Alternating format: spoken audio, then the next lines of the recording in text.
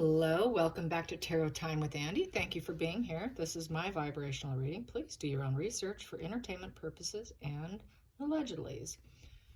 I'd like to do a spread, just an update, energy spread on Maxwell, Ghislaine Maxwell, to find out how she's feeling with this court case. She gives some indication as to the perception, her perception of how she's faring. So that's why I'd like to do her. And just a general energy without any direct questions, so that I'm not leading spirit in any way. Just let them guide me. So here we go. Ghislaine Maxwell, how is she doing? What's her feeling now on her case? How does she feel about how it's going for her? How does she feel? How does she feel? Where's her energy today? How does Ghislaine feel today? How does she feel today? How does she feel today? How does she feel today? Ghislaine Maxwell, how are you feeling today? How are you feeling today? How are you feeling today, Ghislaine Maxwell? There we go. First card, Incubus, Succubus in reverse for starters. So she does not think that there is any necessary transition here or fearful departure. Typically, and she doesn't feel she is selfish. She didn't think it was necessary for her to get out of the relationship. Incubus succubus is someone who's a parasite. So she disagrees that she was a parasite. She's saying, I'm not a parasite. Don't call me one. I didn't parasite off of him. I wasn't attached to Jeffrey Epstein. I wasn't really that attached. There really was no harmony between us. So she's kind of detaching herself. I would say the fact that she's mentally detaching herself is how I feel. She's probably sitting there and checking out. Depersonalization, just checking out while she's sitting there, just not taking it all in, and feeling that she's not harmonious with the case, doesn't agree with it. And yeah, this is sort of a checking out. There's just no harmony between her and the court or what's being said right now. So she's not feeling too harmonious. There is no inner harmony going on within her. None whatsoever with the Six of Swords. So what else do I have to say about this? She doesn't think that with the Six of Swords in reverse that taking the necessary distance, taking the necessary steps would be upright. She does not feel that there's necessary steps. She thinks this is completely unnecessary. I can't believe you're putting me through this. Why are you putting me through this? I was never that attached. So she's really trying to detach herself from the position that she had. Deny, deny, deny, deny, deflect, deny, deflect. And then devalue, discard. That's basically what a toxic person does. So she's denying and deflecting. She's trying to. That's what her defendant lawyers are doing. So, yeah, she's really trying to disconnect herself from the whole situation. She's even lying to herself, and she might even be believing it for some aspects, because a very dark person will believe their own lies. So I'm thinking that she's kind of mentally trying to believe it herself, because it is a sword and it's a thought process. So I think she's in denial, even to her own conscious mind, in all due respects. What else can I say about the Six of Swords? In reverse, you're stuck. She is completely, utterly stuck, and she cannot unstuck herself. And this is the position she's in. She's trapped. She's trapped. She has to face it, and she's just mentally going, boop, turning herself off. At the bottom of the deck, it's a blow to her ego. It's a blow to her ego, and it's an earthquake situation. There's the earthquake, and it's in the reverse position. And so it's more of a healing position, but it is a blow to the ego. It's a 10 of Swords, another sword energy. So she is not happy whatsoever. So that is what's going on. And what else can I say about the 10 of Swords in the reverse position? This is trying to recover, and she's going to be asking for forgiveness at some point in time. Probably not for quite a while, but it is a forgiveness position and recovery and trying to get over this whole, the blow to the ruin and betrayal. It's the dark night of the soul. So she is looking at herself. Even though she's denying it and trying to lie to herself, she's also being forced to look at herself because her ego is involved here. And her ego hit a rock bottom, in essence. With the earthquake, that is completely coming to a rock bottom. So she's feeling very emotionally, completely intellectually destroyed. Totally intellectually destroyed at this point. At the center of the situation for her, she knows darn well there was an emotional bond. She wanted to marry him. She wanted to have a kid with him, and she wanted someone else to birth it and call it her own. So she knows darn well what the situation is. And at the bottom of the deck, what did I have here is the Trinity working together. They were mastery and skill, and they worked together at creating the situation. The 3 is about creation and expansion. Threes are all about that. 3s are about working together, a team effort. It took team effort, and she was very much part of that team. Very much part of that team. She knows it, and she really loved him. She really loved being around him. She loved the lifestyle. She loved her position. She loved the work. She enjoyed it very much. They were dual-minded. They were like-minded. They were of the same yoke. And they were like shadows of each other. I would say that they were like twin flames even, by the way this is. So she's mentally trying to check out though. She is. This calculates to 16 right here. 16 comes to 4 of spades. 4 of spades equals coffin in this system. So he died.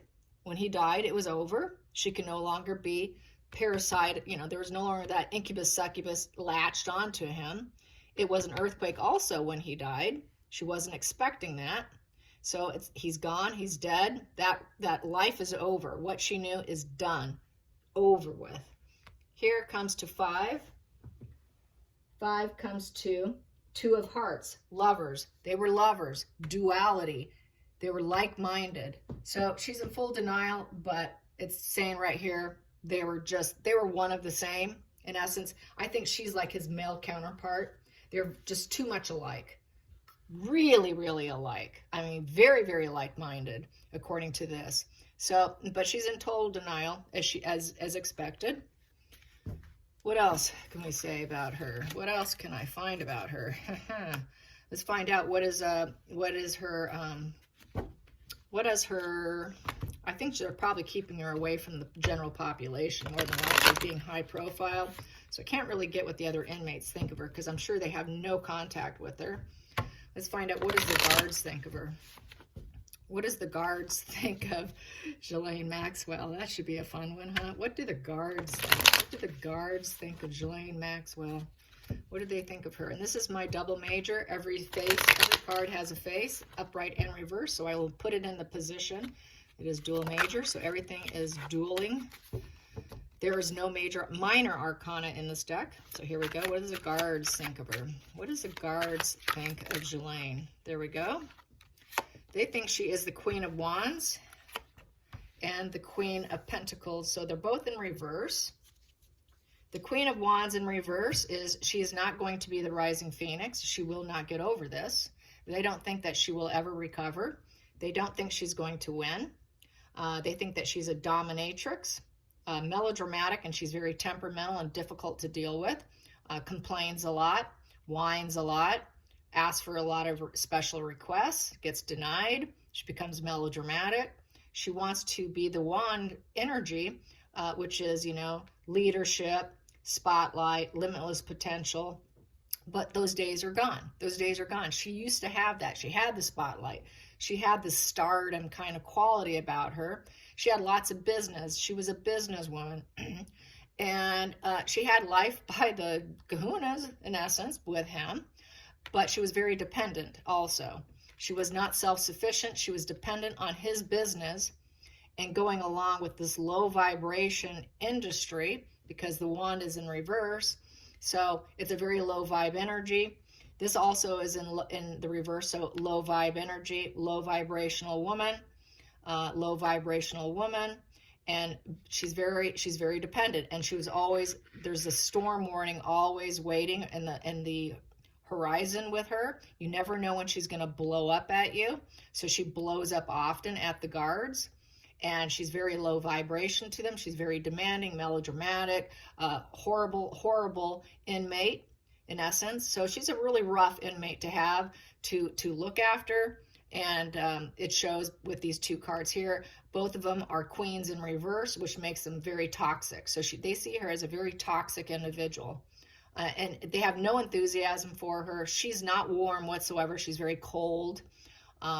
She is also, what else with the pentacles? She's lost her luster.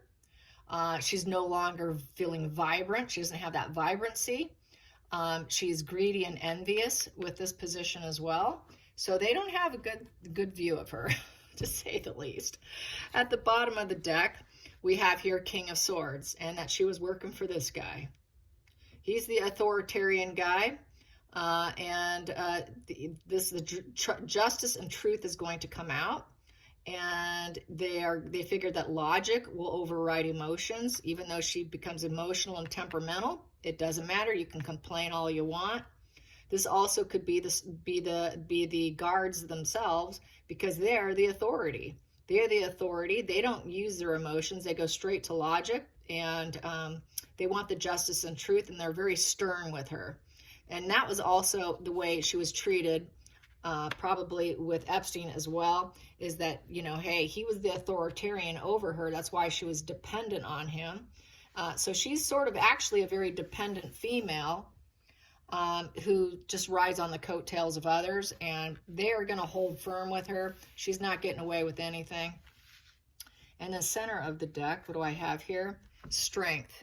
So they see her as taming herself from within. At times, she can control herself when she's told to. She will go quiet, and she will, just sit there quietly because she's under authority here, and she wants out. So she does follow the rules when she is told to. She doesn't want the repercussions, any more repercussions. So she does tame herself from within with that strength card with the guards. So let's get some clarifying here. Let's get some more here on here. How else do they feel about her? I'm going to try this deck here. There's some minor arcanas here. How else do the guards feel about her? How else do they feel about her? Okay, I got some cards here. We have here the Queen of Pentacles in the upright position. She was very wealthy at one point in time, but as with here, but she became very dependent. She grew up very wealthy. Her dad was very wealthy. She grew up as an elite. She was born in an elite. So that's how I feel about this. She was very much born elite, and she had protection there with that bird, the bird of prey. With that, they do probably look for prey. It's energy. What else can I say? Queen of Pentacles, material success. She had a lot of material success. She had a lot going on. And as she gathers resources, she gathered resources for Epstein. Those resources were young women from modeling agencies, schoolyards, trailer parks, wherever she could do it, she gathered resources for him. She was a resource gatherer. And she did it for the Six of Wands. Here was to win, was for winning, so she can stay in that position, but she ended up losing. She ended up losing the battle. Everything crashed down, obviously, as we know. And then I have here the Knight of Swords. This is the player card. She's a total player. She's playing everyone, and she's going to play the guards. She's going to play us. Be careful. She will play you. Don't forget, she will play you. She will play you, and she is now in the losing position. Also, this is, like I said, another narcissist card. Narcissist card. She's a narcissist. Hands down, she is very cluster beat and toxic. Here, she likes to battle it out with them also. She likes to have friendly arguments. This is not getting too heated, but she likes to debate with them. This is sort of a debating card. And so she likes to debate to get things to go her way. I'm sure if things don't totally go her way, she'd like to do this. She'd like to really set fire to something and really get it up, heated up several notches, but she keeps her cool because we got that Lion card here. So she knows she can't do that. She would like to. She would like to with this here. She would like to light that fire. She would like to go off because that is her energy. She'd prefer to do this because in the past she could do that. She could do that because she was in the winning position. But she's in the losing position, so she can't do that. She cannot do that, but she'd like to. Had it been in her previous life, she would have gone from here. She would have gone like flipped and flopped. If things didn't go her way, she could easily flip it into her position. So, but she's not able to do that because she's in the losing position. So she has to listen. She has to go along in order to survive. But they know that she's a narcissist player, and they're going to listen to her words, and that she is definitely gathered resources for him, and not to take whatever BS comes out of her mouth, basically. Let's get some more on her. The guards. What does the guards think of Jelaine? They say that she is an 8 of Cups. She is wishing upon a star with the 8 of Cups. The 8 of Eight's jealousy also. It's all 8s are jealousy. The 8 of Cups, it's a sad goodbye. She's having to say goodbye to her old life. In the upright, this is the sad goodbye. But here, she's hoping for liberation and escape and hope. She is trying to learn from her past. She's trying to return home. She wants to return home. But she is probably most likely going to be trapped. But she wants to go home, and she's wishing upon a star here. This is unwilling departure card. You're having to seek and move on. In this position, you have to seek and move on. She doesn't want to move on from her previous life. She did have to say goodbye to it, though. She had to say goodbye, and she's really hoping that she could put this behind her, and she's hoping that she can go home to her husband, in essence. She's really hopeful to go home to her husband. So she's really she's really putting it out there to the universe. She's putting in her cosmic order, if she's spiritual at all. I doubt it, but she is trying. More than likely, she's trying to put in her spiritual order. Come save me. Get me out of this mess. I don't belong here. So that's what she's hoping for. Let's get some more. What else do the guards see in her? What else do the guards see in Jelaine Maxwell? What else do the guards see in Jelaine Maxwell? They see her as the Knight of Wands. Nope, that's the Page of Wands. Page of Wands. That is the page. I can tell by that. It looks a little bit different helmet here. And it is in the upright. Page of Wands. So with the Page of Wands is the messenger. She's waiting for messages to come in, probably from a lawyer. And what else with Page of Wands? Very feisty. She's bold. She can be very enthusiastic. She can get very high energy. She's very impulsive. Waiting for jobs and news. So she waits for news to come in, probably from her lawyer, getting messages, and then giving messages back to her lawyers, probably back and forth, communication going on between the two of them. So she gets a lot of messages coming in, and then she puts out a lot of messages because pages are messengers. So she puts back out the message, and she answers those messages. And a lot of it's business. It's about her business, which is getting her out of prison card. So, too bad. Let's get some more. What else do those guards think of Jelaine Maxwell? What else do they think of Jelaine Maxwell? Here we go. They think that she views herself. Yeah, she views herself as the Queen of Cups. They do not see her as that highly anticipated, that person, because we've got the reversal here. But she sees herself as this kind, loving energy, healing energy, and woo you card. This is kind of like, I'm going to woo you. So she tries to woo them. She tries to use her soft, feminine energy to get them to lighten up on her. She's using her soft, feminine energy to her advantage because it's always worked for her. And that's how she gets people to give her what she wants. So it is manipulation. And if it didn't work, then she's going to go into this position, which is a pity party. But she tries to woo them. She tries to woo them with her soft feminine energy and act like she's got this healing energy by the way she chit-chats with them. Here, friendliness, this is where she woos them. When they have their little banters back and forth, she probably flirts with them a little bit and try to get a little bit of easier time with them so that they're less harsh on her. And so that is what that is.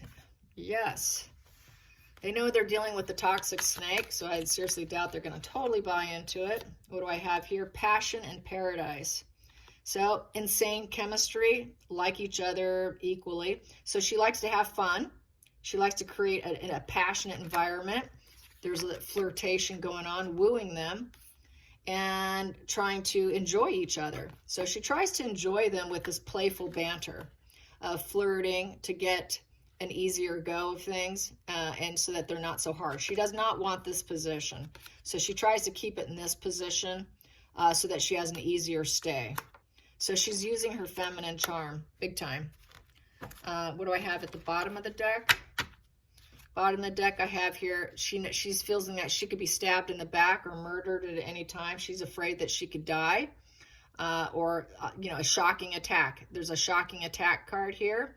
So she wants that protection from them so that she doesn't get some kind of shocking attack, and literally get taken out. That is an Ace of Swords, is someone could literally cut your life out. She's afraid for her life. That's why she woos them. That's why she warms up to them and cozy and is all flirty with them, and puts them on a pedestal, in essence, because it benefits her. So that's what I see here. I hope you guys enjoyed this. Until next time, like and subscribe. Bye, you guys.